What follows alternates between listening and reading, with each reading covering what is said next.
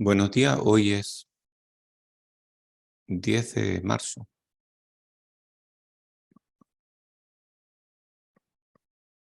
10 de marzo, el cumpleaños de Chuck Norris.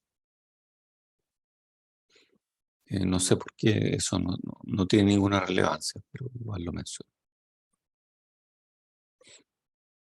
Ya, dice aquí repaso amplificador de CS, Common Source o fuente común, y pequeña señal. Entonces vamos a usar el modelo de transistor. Esta clase va a ser súper flash, ¿no? Vamos a pasar la primera parte súper rápido. Ya al final vamos a frenar un poco. Y después quiero hablar de la tarea. Entonces vamos al modelo del transistor para construir un amplificador y después vamos a ver cómo linealizamos ese modelo. Ya saben hacerlo, pero vamos a verlo.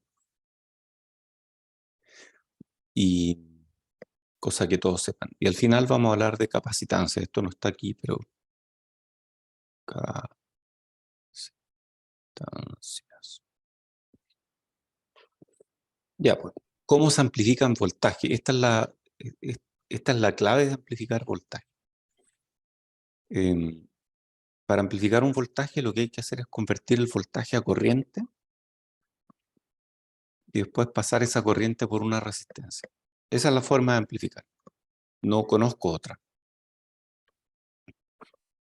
Tal vez hay alguna otra, pero lo típico entonces eso es. Yo tengo aquí una fuente de voltaje chica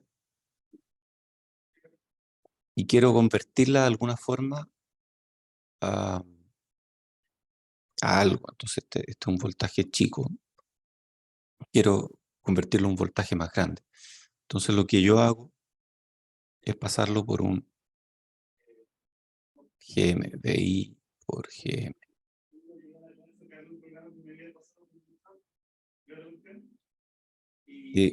Perdón, no estoy escuchando, estoy escuchando como si estuvieras debajo del agua.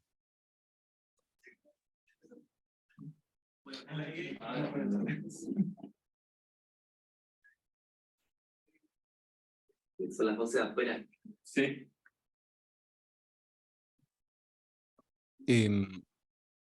¿Puedes repetir que realmente no escuché nada? O sea, alguien quien entendió puede repetir, porfa. Era gente de afuera que estaba hablando. Ah,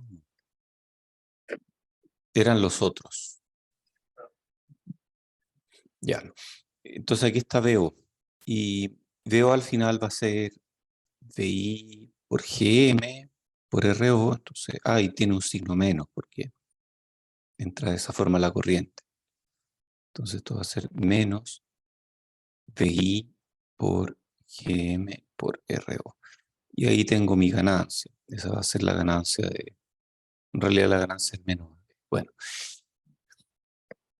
entonces esa es la forma. Es primero convirtiendo de voltaje a corriente con un GM y luego convirtiendo de corriente a voltaje con un RO. No es tan obvio que para amplificar voltaje hay que convertirlos de voltaje a corriente y luego de corriente a voltaje. Entonces, este es un amplificador de fuente común. Ustedes ya conocen más o menos las curvas de los transistores. Entonces tengo VI, tengo mi transistor, tengo un RL, esta es la resistencia de carga. L es por load. Tengo aquí mi voltaje de alimentación, tengo mi salida. Entonces, si este voltaje es bajo, este transistor no conduce. Si mi VGS es muy bajo, este transistor no conduce y VO va a estar pegado arriba porque esto no va a tener corriente, no va a haber caída de tensión aquí. Entonces, ya, si mi Vin es bajo, Vin es este que está acá, entonces el voltaje de salida va a estar arriba, va a estar pegado arriba. Y de repente, cuando llego a mi voltaje de umbral, que va a ser por ahí, para este transistor, si es que sigo subiendo este Vin, ustedes se imaginan, estoy haciendo este experimento, estoy subiendo Vin, empieza a circular corriente aquí. empieza a circular corriente y este VGS es grande. Entonces voy a estar con, este VDS, perdón, es grande, por lo tanto voy a estar en región activa. Y al empezar a circular corriente, cada vez mayor la corriente, a medida que subo VI, este voltaje va a empezar a caer. Este VO empieza a caer, cae, hasta un punto en el que este VDS se iguala a VOV, al VOV de este transistor. ¿Cuál es el VOV? Bueno, es VGS menos VT. Qué alto, pero en algún momento se van a igualar. Este está subiendo, VOV está subiendo, VDS está bajando, en algún momento se van a igualar. Cuando se igualan, esto pasa a triodo y la ganancia cae abruptamente. Y se mantiene en triodo hasta bien alto. Y esto que está acá es la curva de transferencia estática, así le llamamos. Curva de transferencia estática del amplificador. Si alguien no entiende esta curva, si alguien la ve y no sabe de qué estoy hablando, es súper importante que vuelva a ver el video o que haga preguntas ahora mismo, porque esta curva es súper importante en el resto del curso. Después uno mira aquí en esta curva las pendientes. Aquí la pendiente es 0, es prácticamente 0. Y aquí la pendiente es bajita, es súper baja. O sea, en región de triodo es mala mi pendiente, en corte es mala, pero en región activa tengo una pendiente, y esa pendiente es la ganancia. Eso va a ser AB, y una ganancia negativa. Ganancia negativa no tiene ni una connotación mala, no significa atenuación. Ganancia negativa no es atenuación. Ganancia negativa significa que hay un signo menos delante. Y ese signo menos delante, lo único que me está diciendo es que hay un cambio de fase, porque un signo menos e a la E es lo mismo que E a la J pi. Y E a la J pi es un cambio de fase en pi. O sea, si algo sube, mi salida va a ser al revés, va a ser bajando, pero no hay atenuación. Atenuación sería si mi salida fuera más pequeña que mi entrada, o más pequeña con fase negativa. Entonces, uno puede calcular VO igual VDD menos la caída de tensión en R, que es ID por RL. Y pasamos a la parte de polarización. Polarización que en inglés se dice bias. Bias o sesgo. Necesitamos algún tipo de batería que lleve el voltaje de entrada. Este voltaje de entrada es solamente AC. Este de aquí es solo DC. Que lleve mi voltaje de entrada a este punto, por ejemplo. O que lo lleve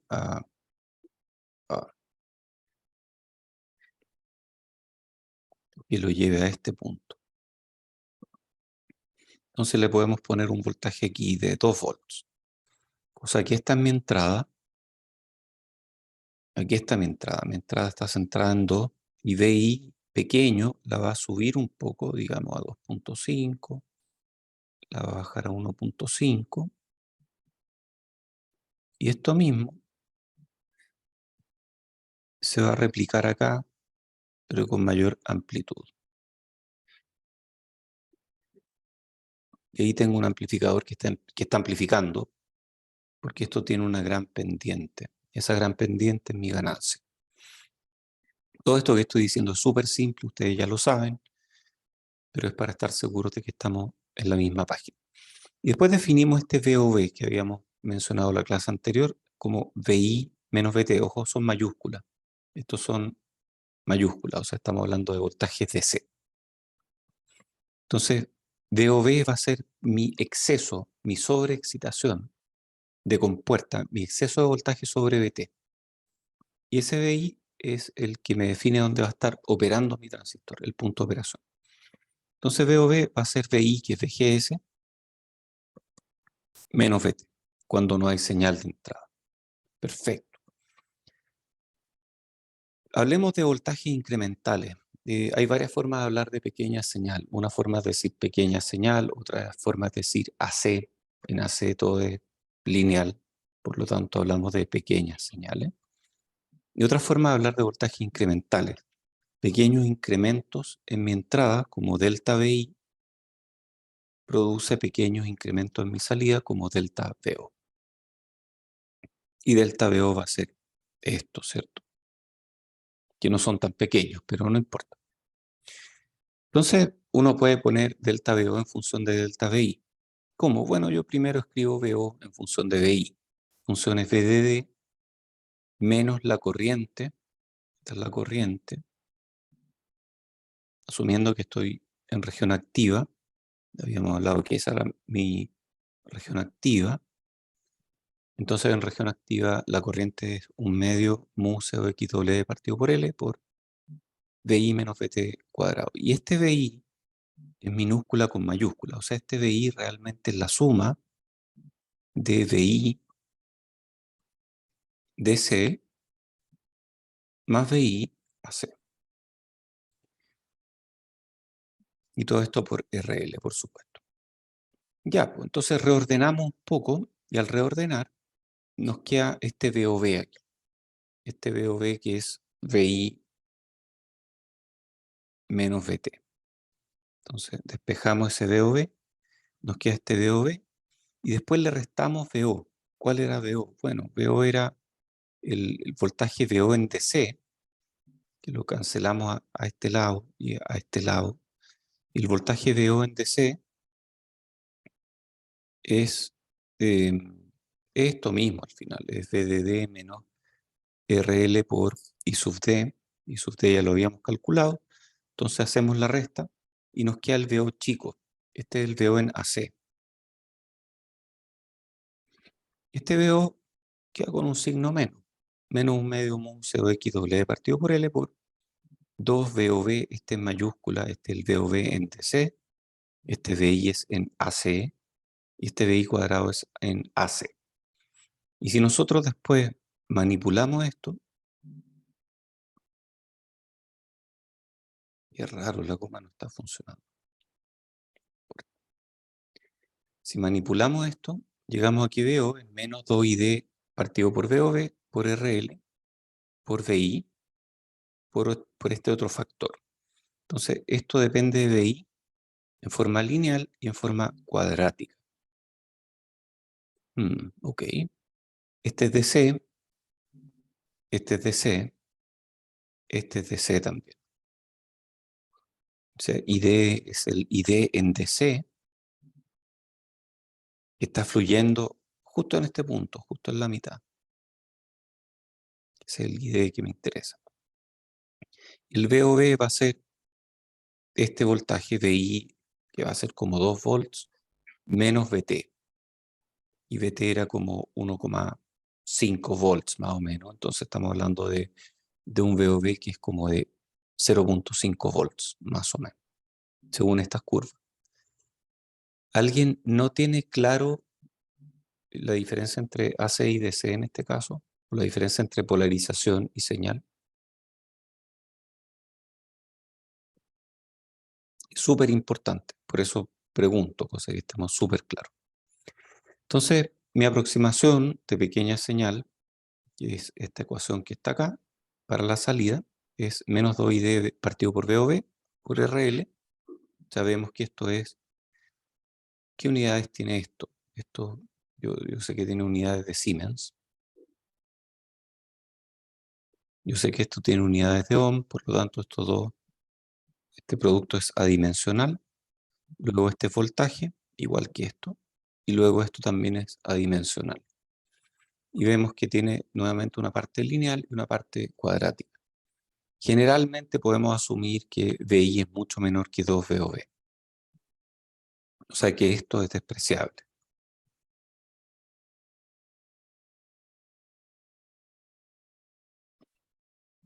Eso es un supuesto que, por supuesto, va a depender del tamaño de mis señales. Si mis señales son pequeñas, aquí es despreciable. Si mis señales son muy grandes, obviamente ese supuesto se cae. Pero vamos a asumir que ese es un buen supuesto y por lo tanto AB en este caso va a ser BO partido por BI, bajamos este BI a la izquierda y nos queda menos 2ID partido por BOB por RL. Entonces esta es mi ganancia. Y tiene dos partes. Una parte que es la conversión de voltaje a corriente y otra parte que es la conversión de corriente a voltaje. Siempre las ganancias van a ser eso. Va a ser algún GM por algún RO. Si además asumimos que ese incremento de voltaje de entrada es infinitamente pequeño, podemos encontrar este resultado derivando. O sea, podríamos haber hecho ese mismo cálculo derivando esto. Este es VO de menos un medio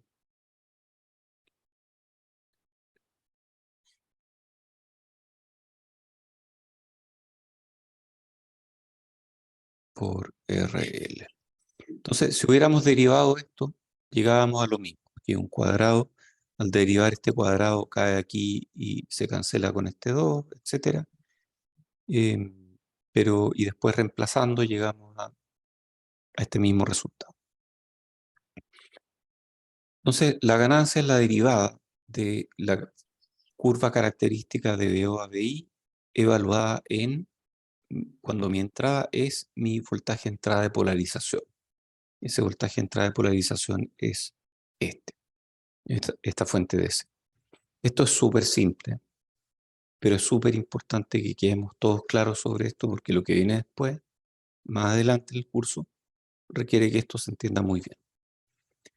Este es el análisis gráfico, la pendiente es la tangente en un punto y esa es la ganancia. Aquí la ganancia es alta, aquí la ganancia es más baja, aquí la ganancia es muy baja, aquí la ganancia es cero.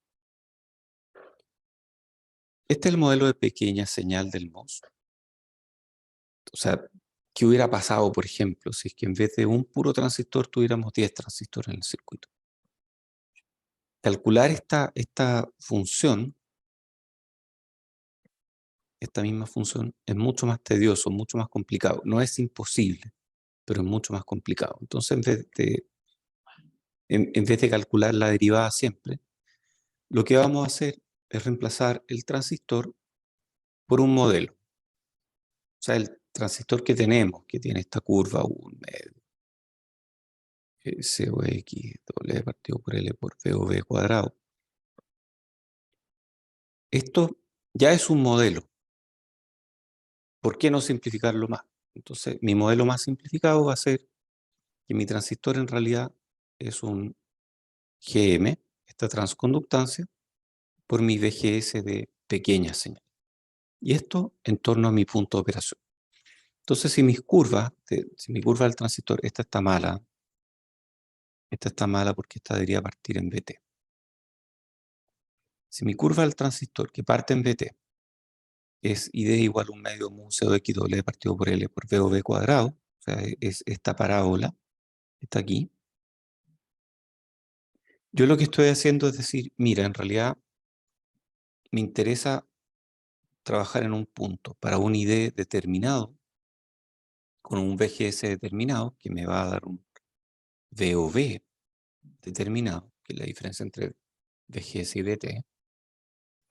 Y para ese punto, esta curva tiene una pendiente, y esa pendiente es cuánto extra de ID yo obtengo por cada extra de VGS. Pequeños incrementos de VGS resultan en pequeños incrementos de I sub D. Y eso es la derivada. Eso es simplemente derivar, y esa derivada es mi GM.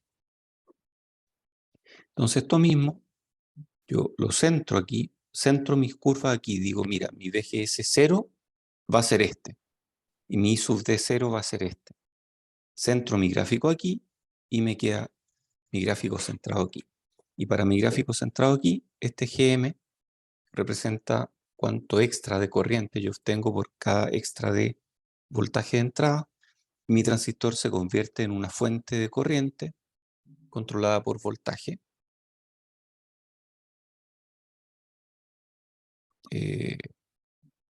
no, ¿cómo era? ¿Por qué puse I? Quise poner otra cosa. ¡Ah! Me pasa por no estar pensando.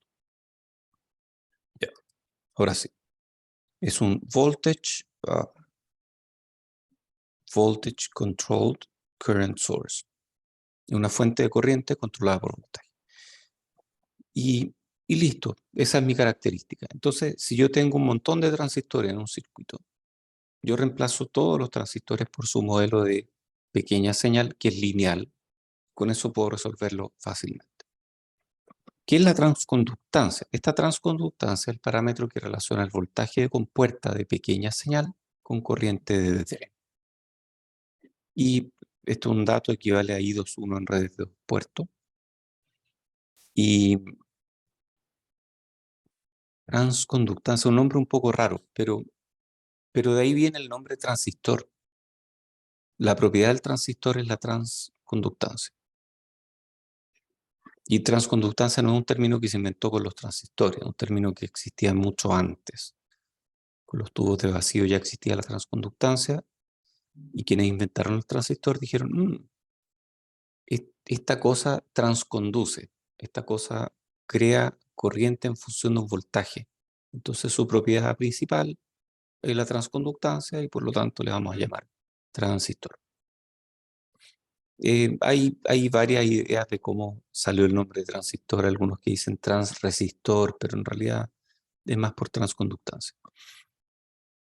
Transconductancia es calculada derivando la característica IV de gran señal y evaluando el punto de operación. O sea, si yo tengo mi corriente I sub D, minúscula, mayúscula, esto significa que es instantáneo, un medio mu C de X doble partido por L por VGS instantáneo menos VT cuadrado, yo derivo y obtengo tres posibles expresiones. O sea, si yo la derivo directamente, voy a obtener esta expresión que está acá. Pero uno puede reemplazar porque existen tres parámetros al final. Está W partido por L, está I sub D y está D o V, que es esto que está acá. Y al final yo siempre puedo escribir una de esas tres en función de las otras dos. Por ejemplo, aquí estoy escribiendo I sub D en función de W partido por L y de V o V. Pero puedo hacerlo al revés también. Entonces, de estas tres, hay una que está fija y dos que son libres. Por lo tanto, hay tres ecuaciones distintas, según cuál término está fijo y cuál término está libre. En este caso, esta ecuación para la transconductancia incluye W partido por L e incluye V o V. Esta otra, que es la que más vamos a usar, incluye I sub D e incluye V o V. Y esta otra, que vamos a usar poquito, yo creo, incluye I sub D e incluye W partido por L, pero no incluye V o V. Esta es súper importante, es súper importante que se la aprenda. 2ID partido por V o V es súper importante aprenderse. Es cortita. Y lo que me dice esto es que mi transconductancia va a crecer con I sub D y va a crecer cuando V o V es pequeño. ¿Es verdad eso? Cuando V o V es chico, ¿crece la transconductancia? No, esto tiene que estar malo. Si V o V es chico, entonces ¿estará bien? ¿Cómo es posible? O sea, lo que me está diciendo esta cuestión es que cuando el V o V es casi cero, mi transconductancia es gigante. ¿Es verdad eso?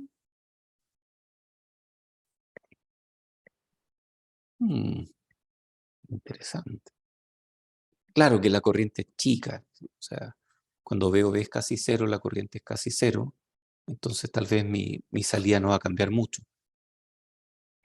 Pero mi transconductancia es muy grande, eso tal vez yo lo puedo aprovechar de alguna forma.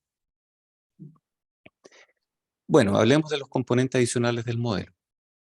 Estudiemos capacitancia intrínseca, CGC, ¿Qué es intrínseca? Significa que es inevitable, significa que es fundamental para la operación del dispositivo. O sea, no es una capacitancia así como que viene del metal que rodea el transistor, no es una capacitancia que tal vez haciendo mejores transistores yo puedo eliminar. No, esto es una capacitancia que es fundamental para la operación del transistor. ¿En qué sentido? Bueno, el transistor es un capacitor aquí. Hay un poli, hay un canal, y hay un dieléctrico entre medio, entonces es un capacitor. Y de esa capacitancia vamos a hablar. Eso es CGC, entre G, que es la compuerta, y C, que es el canal. Eso es por canal. Hay otras capacitancias y después vamos a hablar de ellas. Entonces, al hablar de capacitancia compuerta hay que distinguir según la región de operación. Está el transistor encendido, tenemos regiones de triodo y activa. Entonces, este es un caso, este otro caso, y después el transistor apagado. Tenemos operación subumbral, que es un tercer caso. Vamos a ver estos tres casos a continuación. Entonces, veamos qué pasa en triodo. En triodo, el canal tiene esta forma ahusada, esta forma como un triángulo. Como que es más grande acá y es más chico acá. ¿Por qué es más grande acá y más chico acá? Bueno, el canal, que yo represento el canal con una profundidad. Esa profundidad me dice cuánta carga hay. El canal va a depender del voltaje entre compuerta y el canal mismo. Y aquí el voltaje de compuerta es fijo, porque es todo un metal. Entonces tiene todos los puntos el mismo voltaje. En cambio, el voltaje a través del canal cae, porque yo tengo un VD que es mayor que un VS, tengo corriente fluyendo en esa dirección. Entonces, aquí tengo un voltaje relativamente alto, V alto. Aquí tengo un voltaje bajo, cero, típicamente cero. Entonces, esta diferencia entre compuerta y canal aquí es grande, por lo tanto mi canal va a ser grueso aquí. La diferencia entre compuerta y canal aquí es chica porque va a ser igual a la diferencia entre compuerta y VD, y VD es grande, entonces compuerta menos VD es chico. Claro, entonces eso hace que mi canal tenga esta forma. El terminal de compuerta y canal forman un capacitor de placas paralelas, en este caso es W por L, esto es W, esto es L. Entonces este es mi capacitor, eso que está ahí. W por L por la capacitancia específica, o sea, la capacitancia por unidad de área, que es epsilon OX partido por TOX. Y eso le llamamos COX, por lo tanto, CGC, la capacitancia entre compuerta y canal, va a ser W por L por COX. ¿Y cómo la modelamos? ¿Qué parte de esta capacitancia corresponde? Porque esto no es una capacitancia individual. O sea, yo veo aquí que mi transistor tiene dos terminales acá. Es distinto a una pura capacitancia. Entonces, la duda es si esta capacitancia es W por L por COX, ¿qué parte se va a cada terminal? Esa es mi duda. Entonces podemos modelarla de manera aproximada diciendo, mira, sabéis que en realidad la mitad va acá y la otra mitad va al otro terminal. Ese puede ser un modelo. Entonces este va a ser un medio de CGC y este es un medio de CGC. No puedo escribir y hablar al mismo tiempo, ya siempre me pasa. Entonces, visto de otro modo, un cambio en VS o VD implica un cambio en la carga del canal, por lo tanto hay capacitancia. hay una capacitancia adicional de agotamiento, C entre canal y el cuerpo, esta que está acá, que agrega capacitancia extra de D y S al sustrato, usualmente es despreciable. ¿Qué pasa en región activa? Bueno, en región activa es un poco distinto porque el canal, fíjense que la forma del canal es distinta. El canal está estrangulado en región activa. Si cambiamos el voltaje de fuente, o sea, si movemos este voltaje, la diferencia de voltaje entre compuerta y canal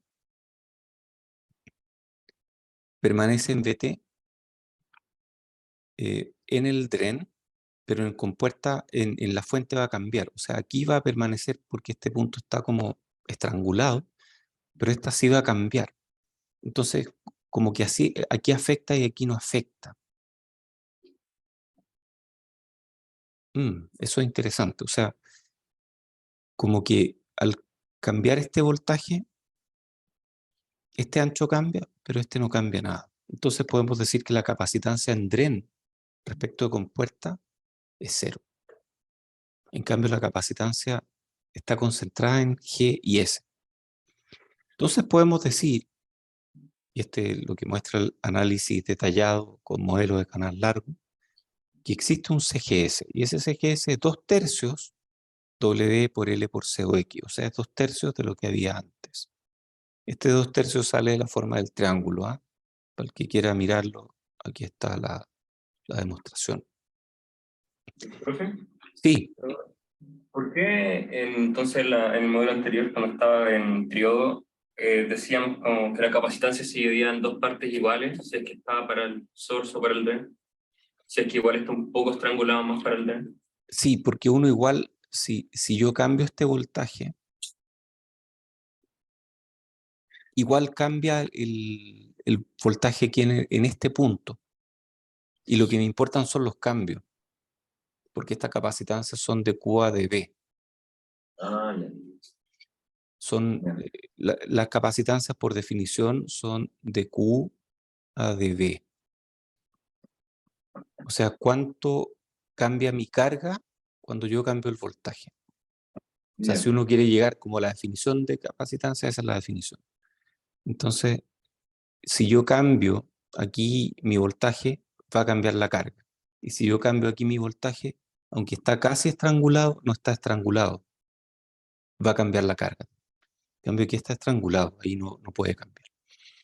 Oye, y quiero mencionar algo que después va a resultar más interesante, la próxima clase probablemente, que es el concepto de transcapacitancia.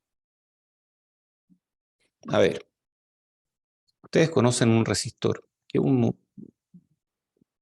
componente circuital de 2 terminales, pero ¿se le ocurre un resistor hecho de más terminales?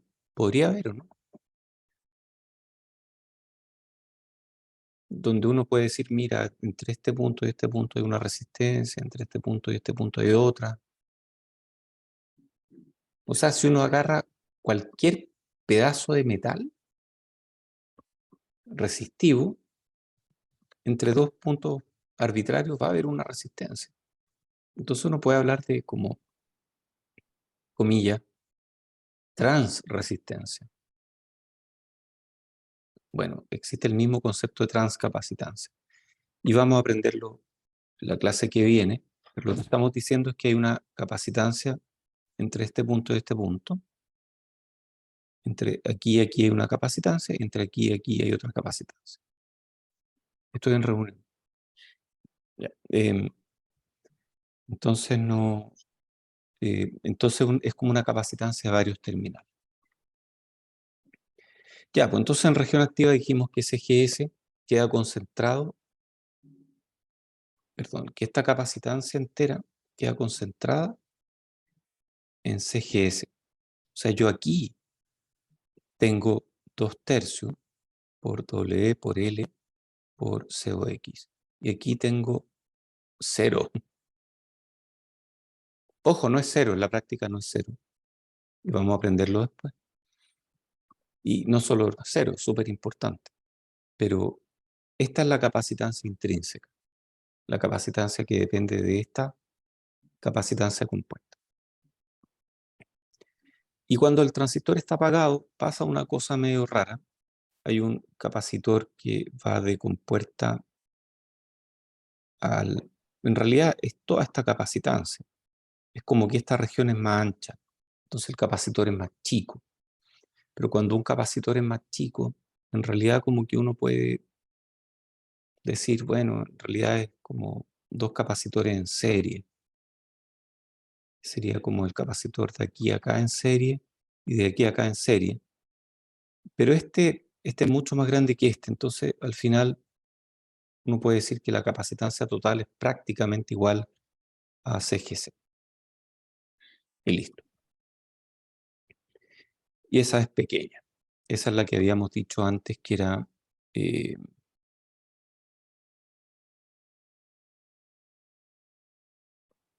CCB, que es capacitancia despreciable, y entonces se vuelve algo muy despreciable. Pero si el voltaje de compuerta es muy negativo, en ese caso la capacitancia se aproxima a CGC. Entonces, sí, depende del punto de operación. Este es el resumen de estas capacitancias del MOS. Estoy en región subumbral, que es corte, por ahora es corte. Que es CGS 0, CGD 0, y CGB va a ser el paralelo. Ah, claro, pues, porque están en serie, dijimos que estas dos están en serie, por lo tanto va a ser el paralelo entre W por L por C o X y CCB. CCB era esta que está acá, CCB, esta de aquí es W por L por C o X, que es lo mismo que CGC. En triodo, esta de aquí es 0, y en activa esta de aquí es 0, y esta CGD y esta CGS. Me interesa sobre todo aquí, estas dos columnas de acá. En triodo, el W por L por C o X se divide mitad y mitad, entre CGS y CGD. Y en activa se van 2/3 para CGS y 0 para CGD. Y ese es mi modelo de capacitancia. Y este es el modelo que nos va a servir en la tarea, porque en la tarea aquí hay un capacitor. Y ese capacitor, como un transistor, sí, un transistor, pero un capacitor. ¿En qué región de operación está este gallo?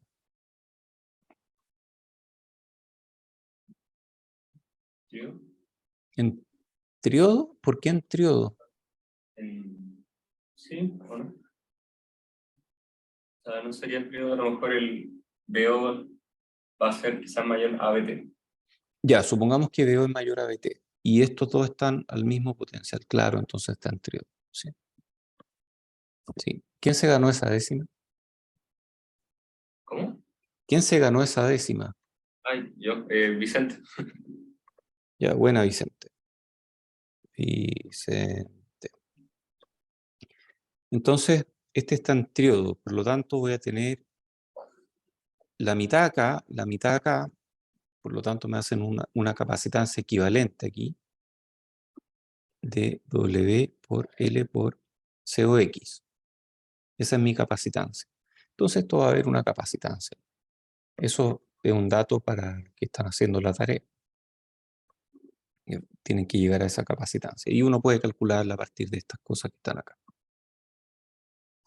Dice, utilice los parámetros de la tecnología del curso. O sea, necesitamos o X, epsilon o X, y necesitamos T o X. O necesitamos C o X. Creo que no he subido eso. Tengo que subirlo, así que voy a subir.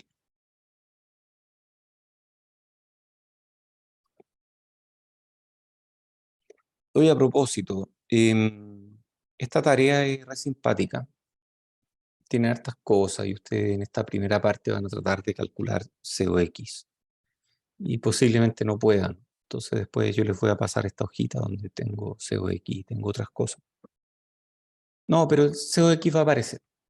Yo creo que ustedes lo pueden encontrar. Hay otras cosas que no van a poder encontrar. Pero ese COX sí está. Esta es una pregunta súper importante. Hay varias cosas importantes. Ya hay harto bla, bla, bla, bla. Pero esta pregunta es súper importante. Está todos aquí. Porque les van a servir, sobre todo a los que trabajen en esto, toda la vida. Demuestre que dos transistores MOS conectados en paralelo son equivalentes a un transistor con ancho mayor. Ya, esa es relativamente fácil, es cosa de aplicar las ecuaciones para corte, para triodo y para región activa. O sea, hay que hacer una demostración en 3 partes. Y después está esta otra, demuestre que dos transistores MOS conectados en serie son equivalentes a un transistor con la suma de las longitudes de canal. Esta es un poquito más truculenta, también hay que hacerla en 3 partes, también hay que hacerla con transistor en región de corte, en región activa y en región de triodo, pero un poquito más complicada, porque, como ustedes se van a dar cuenta, el transistor que está abajo está en triodo y el transistor que está arriba puede estar en triodo o en activa, dependiendo de si este transistor entero está en triodo o en activa. Entonces, tienen que ponerse en un supuesto y después confirmar ese supuesto, de que está en activa, sí, está en activa y medio que está en activa, o que está en triodo, sí o no. Y uno también puede mirar esto desde la física de semiconductores. O sea, si yo tengo un transistor, estoy haciéndolo exageradamente grande. Ya, mejor hagamos esto más. Y tengo mi canal, no, digamos que está en activa. Ahí está mi canal. Si yo pongo un terminal extra aquí, este terminal extra, no, voy a hacerlo más delgadito. Voy a poner un terminal extra. Lo único que hace este terminal extra es mantener el voltaje aquí. Entonces, es como si yo tuviera un transistor y otro transistor en serie. Entonces uno también puede pensarla como por ese punto de vista, como por el punto de vista de física de semiconductores. Pero me interesa que hagan las ecuaciones de canal largo y lleguen a esta demostración en las 3 regiones. Ok, mejoremos un poquito el modelo. Esto lo vimos en electrónica. El modelo considerado la corriente de Dren. Si uno dibuja I sub D versus VDS. Este es mi modelo típico. Y aquí la corriente de Dren en región activa es independiente de VDS. Ah, la corriente no depende de VDS, por lo tanto, esta curva es plana. En realidad, en la práctica, la corriente de Dren sí depende de VDS. Débilmente, en realidad, olviden esto, depende de VDS. Y uno podría extrapolar estos puntos y decir que se juntan aquí, en un solo punto. Si uno extrapola todas estas curvas. Esto no funciona tan bien hoy día, pero funciona más o menos. Entonces uno puede decir que aquí hay un voltaje menos VA en el que convergen estas curvas, y ese voltaje menos VA le podemos llamar menos 1 partido por lambda. Un dato. Entonces, y yo me acordaba de electrónica, incluso de circuitos, que cualquier pendiente acá se puede traducir a resistencia. O sea, la resistencia es 1 partido por la pendiente. Esto es resistencia pendiente cero, resistencia infinita. Esto es pendiente infinito, resistencia cero. Y todos los matices entre medio. Entonces, esta tiene una pendiente alta resistencia baja. Esta tiene una pendiente baja, resistencia alta. Esta tiene una pendiente muy baja, resistencia muy alta. Y esta tiene una pendiente cero, resistencia infinita. Cuando hablo de resistencia iguales a pendientes, me refiero a resistencias incrementales. No son resistencias DC. ¿Cuál es la diferencia?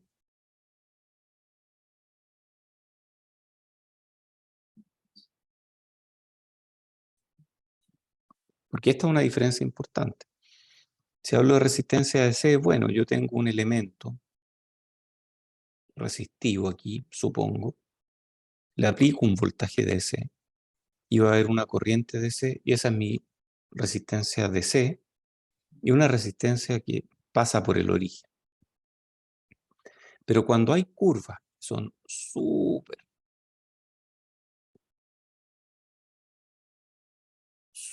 no lineales, que pueden ser realmente cualquier cosa, ahí el concepto de resistencia DC no existe. Ahí, porque la resistencia DC es voltaje DC partido por corriente DC, y aquí voy a tener una, aquí voy a tener otra, aquí voy a tener otra, aquí voy a tener otra. Entonces como que no existe.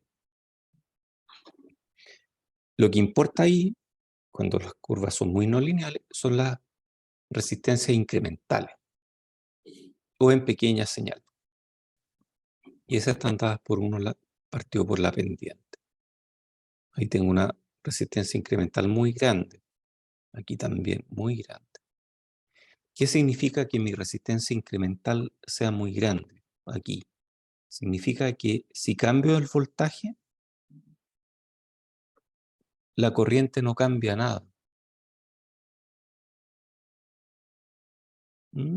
O sea, diferencias de voltaje en la entrada no producen diferencias de voltaje a la salida. Eso es exactamente lo que estamos diciendo. Algo que es como un circuito abierto al fin. Es como un circuito abierto porque yo le cambio el voltaje, pero no cambia la corriente. Entonces, una curva plana aquí significa que yo cambio el voltaje, pero la corriente no cambia. Entonces tiene una resistencia incremental infinita. Igual hay corriente, no es que no haya corriente, sí hay corriente, pero no cambia. Entonces, esa es la gran diferencia entre resistencia en DC y resistencia incremental. ¿Dudas de esto? Es que esto va a ser súper importante en el futuro.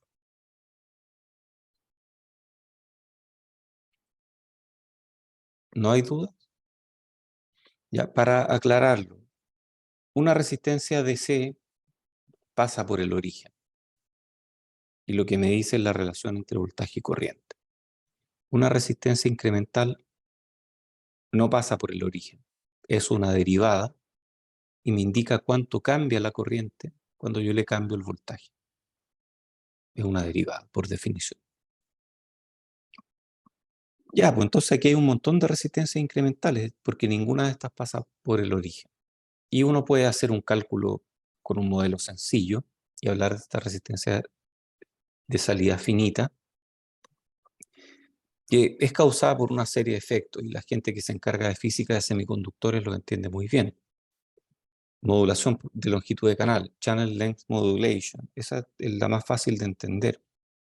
Cuando mi transistor está operando en región activa y yo aumento mucho este voltaje, entonces me voy a poner en esta parte de la curva I sub D versus VDS. Súper importante conocer esta curva. Lo que dice es lo siguiente: si yo aumento mucho VD, y VS está en tierra, si yo aumento mucho VD, entonces esto se va a empezar a correr a la izquierda. Este punto de estrangulamiento, y lo voy a exagerar aquí, se estrangula hasta acá. Entonces es como si el canal del transistor se estuviera achicando a medida que yo aumento VD. Y si el canal se achica, en mi ecuación de corriente,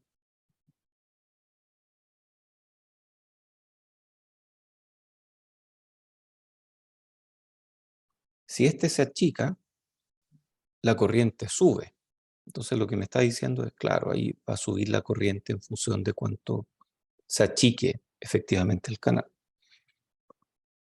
Después, en transistores más modernos, hay otro efecto, Drain-Induced Barrier Lowering, o efecto del cuerpo debido al sustrato, diferentes cosas. No, ya ni recuerdo qué es esta sigla, pero no importa. Lo importante aquí es que hay un montón de efectos que no sé modelarlos bien y que van a resultar en una resistencia de salida finita.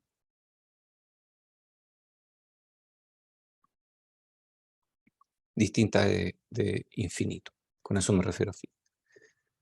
La influencia precisa de BDS sobre ID es súper difícil de modelar.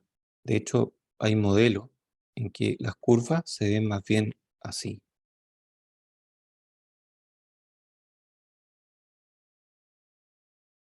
Y uno se fija en esta parte, pero al final las curvas se dan a cualquier parte. Si uno sube mucho BDS, la corriente sube un montón.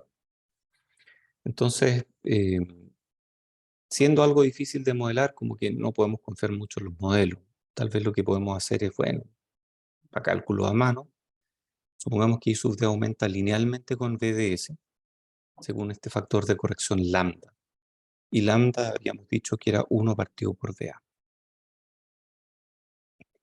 Lambda es inversamente proporcional a la longitud de canal. Lo voy a escribir aquí. Lambda es inversamente proporcional a la longitud de canal. Mientras más largo el canal, menor es lambda y mayor es la resistencia a salida. Y lambda parece que fuera también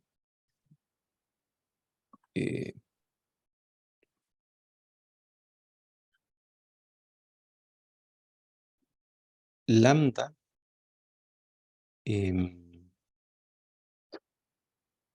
no, sí, esa es una buena aproximación. También cambia con I, pero no vamos a tomar en cuenta ese efecto ahora. Entonces, pero esto me modifica mi ecuación. Esta era la ecuación típica que yo había considerado al principio.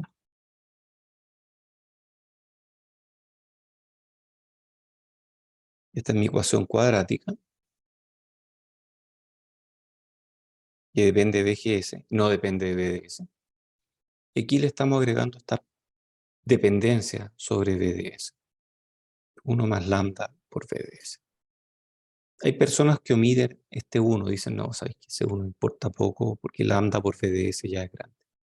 Pero yo prefiero dejar el 1 más lambda por BDS. Bueno, y mi conductancia de salida en pequeña señal, ¿cómo va a ser al final? Bueno, voy a tener este GDS que va a ser 1 partido por RO. GDS entonces es la pendiente. Y GDS, claro, la pendiente es de I a de BDS. Y esto sería GDS, lambda por ID partido por 1 más lambda por BDS. Y uno puede aproximar esto más o menos a lambda por ID. Sí, queda raro, pero sí. ¿Por qué queda raro esto? Lambda era, claro, era 1 partido por voltaje. Ya, ok. O sea, ¿esto significa que esto es casi 1? Sí, bueno, es casi 1. Pero no habíamos dicho que hay gente que lo elimina aquí. Bueno, que depende de la ecuación. Pero eliminar este aquí es malo. Solamente funciona cuando esto es muy grande y lo he visto en algunas partes, pero no lo hago. Y esto de acá es aproximado a GDS, o sea, dicho de otra forma, RO es aproximadamente 1 partido por lambda I sub D. Eso. ¿Qué más? Tenemos GM, que ya lo habíamos calculado antes, 2ID partido por BOE. Tenemos, hay otras dos ecuaciones para GM, que las habíamos calculado acá. Esta es una, esta es otra y esta es otra.